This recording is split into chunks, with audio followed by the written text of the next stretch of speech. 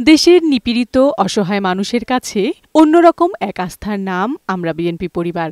বিএনপির ভারপ্রাপ্ত চেয়ারম্যান তারেক রহমানের তত্ত্বাবধানে গণতন্ত্র পুনরুদ্ধারের আন্দোলনে দলের নেতাকর্মীদের মধ্যে যারা গুম, খুন এবং পঙ্গুত্বের শিকার হয়েছে তাদের পাশে থাকতে ২০২৪ সালের ২২ মার্চ আমরা বিএনপি পরিবার সেল গঠন করা হয়।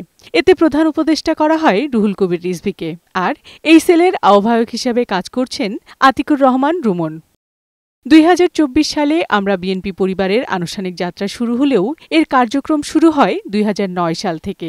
দেশের অসহায় ও নিপীড়িত মানুষের পাশে দাঁড়াতে সুদূর লন্ডন থেকে অনেকটা নীরবেই কাজ করে যাচ্ছেন বিএনপির ভারপ্রাপ্ত চেয়ারম্যান তারেক রহমান।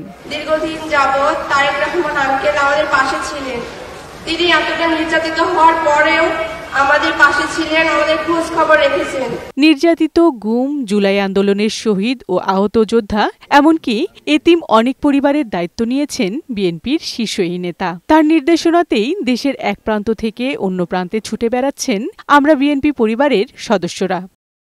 শুরুটা খুব সীমিত পরিসরে হলেও তারেক রহমানের নির্দেশনায় সময়ের হাত ধরে আমরা বিএনপি পরিবারের কার্যক্রমের ব্যাপ্তি যেমন বেড়েছে তেমনি বেড়েছে এর পরিষেবার মান। আমরা খুম-গুম পরিবারকে নিয়েই অনেক দিন ধরে কাজ করেছি। এ পর্যন্ত আমরা প্রায় ৫ শতাধিক পরিবারকে আমরা সম্মানী এবং ভাতা প্রদান করছি, শিক্ষা ভাতা, এবং যাদের পরিবারের একটি কর্মক্ষম ব্যক্তি মারা গেছে, ছেলে বা বাবা, আমরা সেই পরিবারগুলোকেই টার্গেট করে আমরা যতটুক পারি হেল্প করছি জনাব তারেক রহমানের পক্ষ থেকে। সংগঠনটি শুধু খাবার নয়, অসহায় দরিদ্রদের জন্য নতুন বাড়ি, নগদ অর্থ, চিকিৎসা সেবা এবং কর্মসংস্থানের ব্যবস্থা করে দিয়েছে। দলের ভারপ্রাপ্ত চেয়ারম্যান তারেক রহমানের পক্ষ থেকে জুলাই গণ অভ্যুত্থানের শহীদদের পরিবারের পাশে দাঁড়িয়েছেন। পরিবার এই গণতান্ত্রিক আন্দোলনে অকাতরে নিজের জীবন দিয়েছে, বন্ধুত্ব বরণ করেছে, অন্ধ হয়ে গেছে। আমরা তাদের সাথে আমরা থাকবো।